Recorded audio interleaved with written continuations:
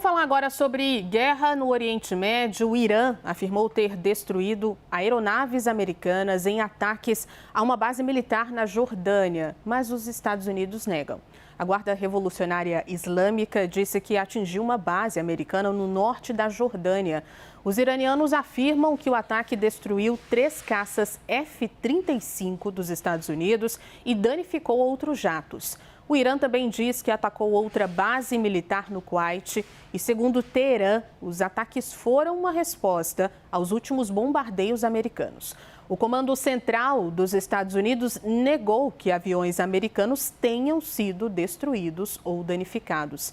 Enquanto isso, um ataque de drone atingiu 2 embarcações no porto de Damietta, no Egito. Essa é a primeira vez que a infraestrutura egípcia é atingida desde o início do conflito. Nenhum grupo ou país assumiu a autoria desse ataque até aqui. Especialistas especulam que o drone pode ter sido lançado por alguma milícia aliada ao Irã. E se isso for confirmado, poderia ameaçar a navegação na região do Canal de Suez, a última rota segura para exportação de petróleo. Vamos agora ao olhar externo.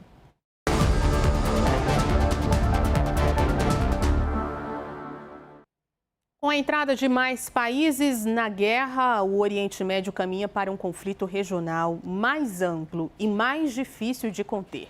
É o que a gente confere agora na análise de Américo Martins.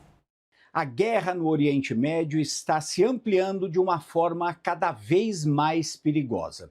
2 episódios recentes mostram que o conflito começa a ultrapassar as fronteiras e envolver cada vez mais países.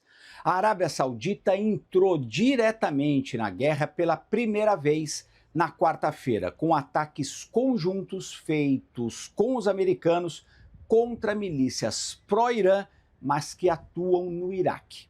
Um dia depois, 2 navios comerciais, um deles de propriedade norte-americana, pegaram fogo depois de terem sido atingidos por drones em um porto no Mediterrâneo, no território do Egito. Não são casos isolados. Esses são sinais de uma escalada, envolvendo inclusive 2 países que são potências militares no Oriente Médio. Até aqui, os sauditas e os egípcios vinham fazendo um esforço enorme para ficar completamente de fora do conflito. Agora, isso mudou. A ofensiva saudita é um recado direto aos iranianos. O reino não vai mais tolerar ataques ou ameaças de ataques contra o seu território.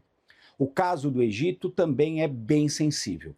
Essa foi a primeira vez que o país foi atingido desde o início da guerra entre Estados Unidos e Israel contra o Irã. Ainda não se sabe quem disparou os tais drones, mas o incidente, em um ponto estratégico, ameaça potencialmente não apenas a segurança do Egito, mas também rotas comerciais que são vitais e amplia, claro, o número de países envolvidos. Ao mesmo tempo, os Estados Unidos e o Irã continuam a trocar ataques diretos e também aumentaram muito a retórica entre eles, isso envolvendo inclusive ataques contra aliados dos norte-americanos, como a Jordânia e outros países.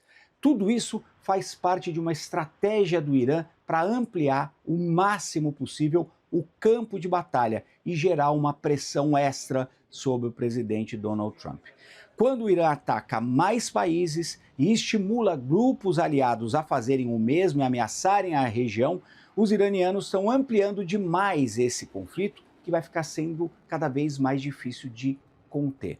A aposta do Irã é que a pressão dos aliados vai aumentar sobre o Donald Trump para que ele faça concessões a Teherã, especialmente no manejo do Estreito de Hormuz.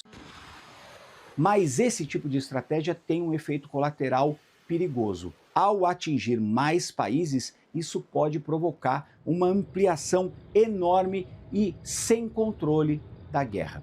Se isso acontecer, o Oriente Médio pode caminhar muito rápido para um conflito muito amplo, regional, que vai ser muito difícil de controlar.